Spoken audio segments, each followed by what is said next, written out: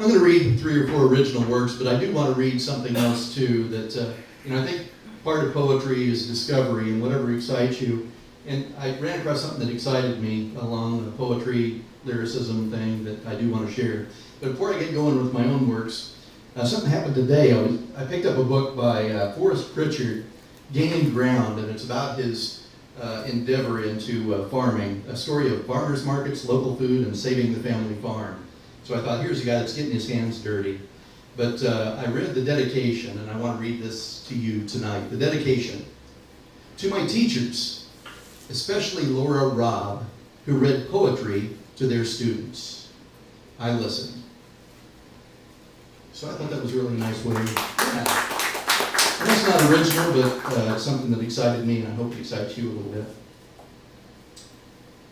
Okay, for one reason or another, the very first poem that I really published online, I wanted to withhold the title.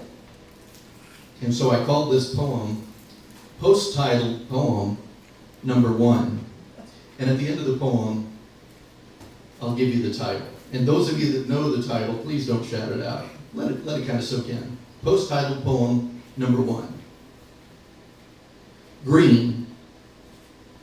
Green captures my vision, flowing away from me, alive and vibrant, reaching, growing, pulling nutrients from the earth and sky and giving them expression. Blue. Blue sky above me, peaceful and calm where clouds occlude, but only slightly. Wisps, maybe clouds, maybe smoke, perhaps a fire frames my vision. And there's sound, sharp sound, thundering sound, chaos, but it's around me and above me, and it doesn't involve me anymore. Blades of grass, a stone and small sticks crease my cheek. My arms and legs are with me, though I can't feel them.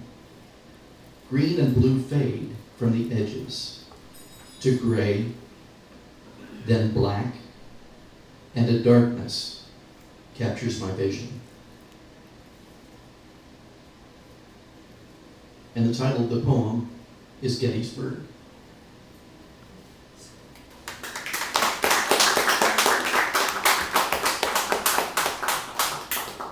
How many of you are gardeners? No gardeners? Okay, so y'all have clean fingernails. Good. Gardeners are psychopaths. That's the name of this one. Gardeners are natural psychopaths. They love the beautiful butterfly while hating the infantile larva. They cherish the out of doors while seeking to break it to their will. They love rabbits and turtles and squirrels as long as they're on someone else's patch. Tally reader, these are not simple preferences I'm accounting, but descriptions of traits underlying propensity for intense and intractable rage. Many beheadings have occurred because a strawberry looks just as good to a turtle as it does to this gardener of 2 minds.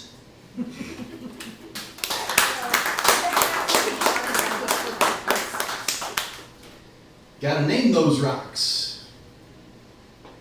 I took a bunch of rocks and I set them on a table, and the first one I named Roxy, and the second one I named Mabel, but the third one was an igneous with a sedimentary load and a squirty little squat, so I named him Iggy Toad. And the fourth one and the fifth one couldn't bother with the rest. One I named Leona Helmsley, the other I'm the best. And the one with pink and purple and the sparkly insides, I think I'll wait until the spring and let Miss Crystal Quartz decide. There we go.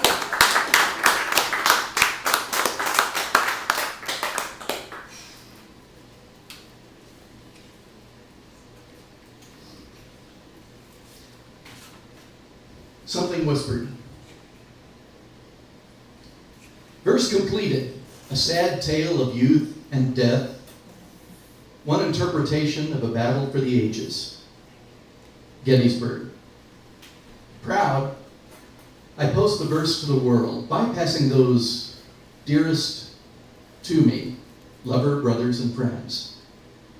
Strangers experience the quatrains of color and questions and life, those dearest withheld, as the auteur and the culprit, I don't know why. Beyond the literary pages of our reality, the pages turn slowly, most often. Pleasure and sadness expand to fill the chinks between life's non sequiturs. But there are times when characters and plot turn violently fast. One such turn, a painful one. Hopeful for another day well spent, my brother dies alone. I can't say whether he saw the colors and heard the sounds of my Gettysburg. I can't say whether he fought the moment or pleasantly succumbed to the colors' ebb. But as I clean out his desk of personal effects, a special moment comes upon me. Dipping into the deep drawer, I pull out a book. Like a freshly baptized teenager breaking water's crest, I draw that book to my line of sight. Something speaks here, though I have trouble interpreting the language. I lay the book down and take a deep breath, a new awareness.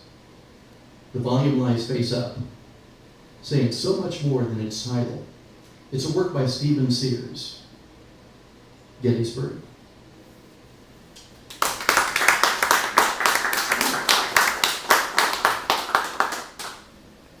I got really excited about 3 weeks back. I was listening to some music on KC Cafe Radio, and I really ran across a duet music team, Katie Eulis and Mike West, known as Truck Stop Honeymoon. Anybody familiar with Truck Stop Honeymoon? Oh, we got one person here. Anyway, they're songwriters, and one of the exciting things about them is very simple in their lyrics, but there's so much more behind the lyrics as you listen to them. And I thought, hey, that stands alone as nice poetry, and I'd like to share that sometime. So I'm going to share a couple with you today. The first one is called Seahorse. You and I, with our 3 kids and the one that's yet to come, wandered down to the Riverwalk, to the aquarium. Bought us all 4 tickets. The youngest boy was free. We avoided the gift shop narrowly. We walked through the reef tank. We saw stingrays and we saw sharks. We saw those little frogs that make the poison darts. We saw the otter eating crab off a belly like a dish. We saw the electric eel and the jellyfish. All the kids pet the gray nurse. It felt like a cat's tongue. We disinfected all our hands when they were done. We looked at the piranha and the albino alligator. The kids wanted the gift shop. We told them, maybe later. Then something caught your eye. I came to see what it was. A little tank with a cloth by it that said, Seahorse. This was a very small creature, easy to miss. Out of curiosity, I read the sign. It said this: it is the male seahorse that must carry its young in its pouch in its belly. I knew right then what you would think. You didn't have to tell me. When we are reborn, if we are reborn, of course, it would only be fair if I came back as a seahorse.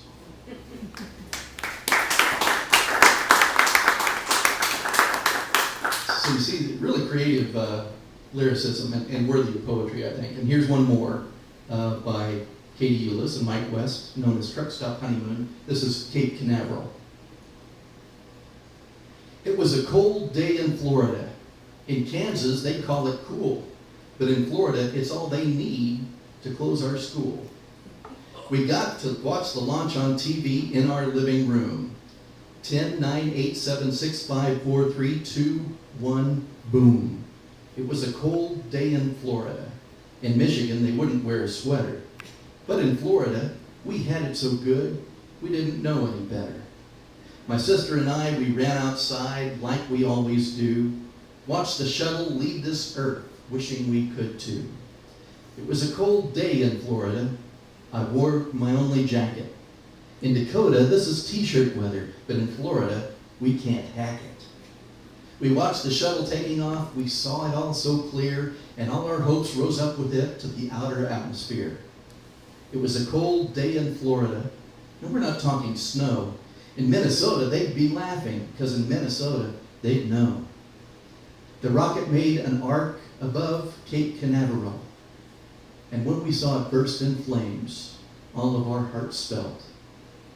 It was a cold day in Florida, colder, I would guess, than the hardest winter day anywhere in the Midwest. Thank you very much.